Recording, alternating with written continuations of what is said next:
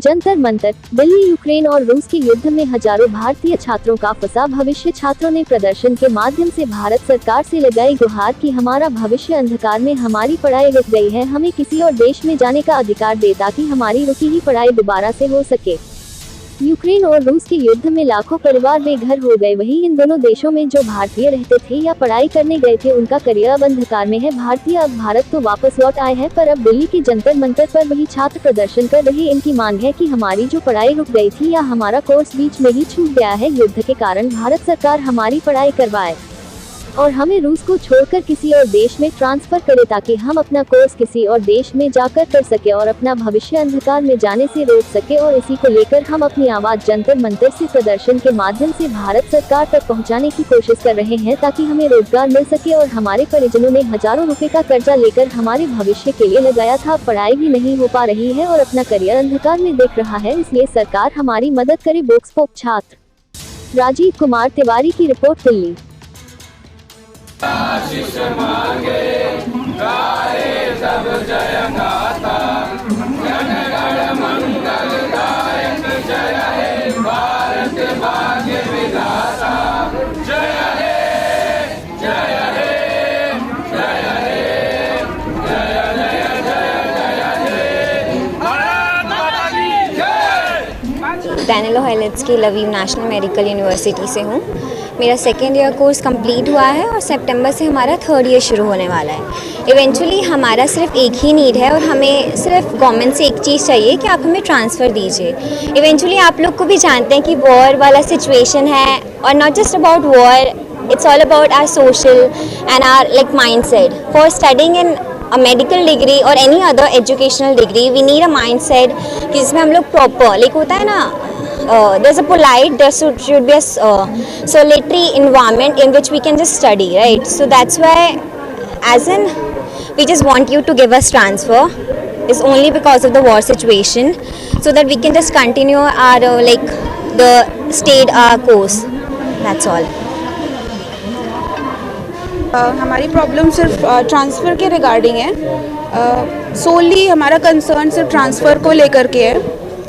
हमें सिर्फ गवर्नमेंट से हमारी एक डिमांड है कि आप हमें ट्रांसफ़र दो, क्योंकि ये जो वॉर का सिचुएशन हुआ है ये हमारी वजह से नहीं हुआ। हमें भी नहीं पता था, इंडियन गवर्नमेंट को भी नहीं पता था, किसी को भी नहीं पता थी। All of a sudden situation थी जिसमें हमारी कोई गलती नहीं थी। और हम जो हमारा जो 18 नवंबर 2021 का जो FMGL गज़ेट आया था, ये हमारे वहाँ जाने के बाद हमें ये चीज़ पता चली कि ये गज़ेट भी है जो अब नॉर्म में आ चुका है।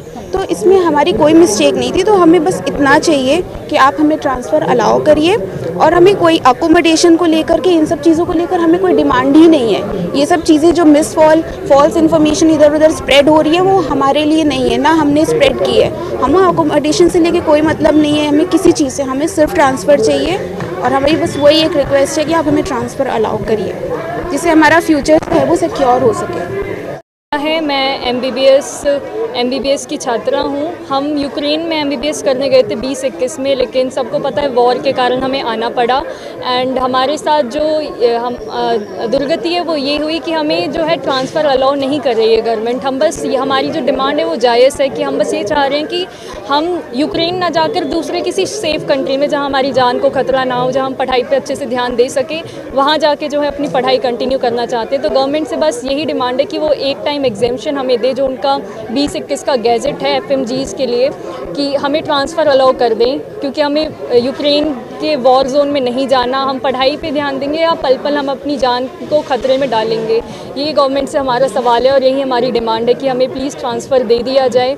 1500 बच्चों की जो ज़िंदगी है वो दाव पे लगी है। हमें समझ नहीं आ रहा, हम लटके हुए ना हम वहाँ जा सकते हैं और ना हमें और कुछ समझ आ रहा है। 2 साल हम इस चीज़ को दे चुके हैं, पैसा, टाइम, सबकी इन्वेस्टमेंट है। तो गवर्नमेंट से ये दरख्वास्त है हम सब बच्चों की कि प्लीज़ हमें ट्रांसफ़र अलाउ कर दिया जाए। नाम बता दीजिए आप। मेरा नाम खुशी है।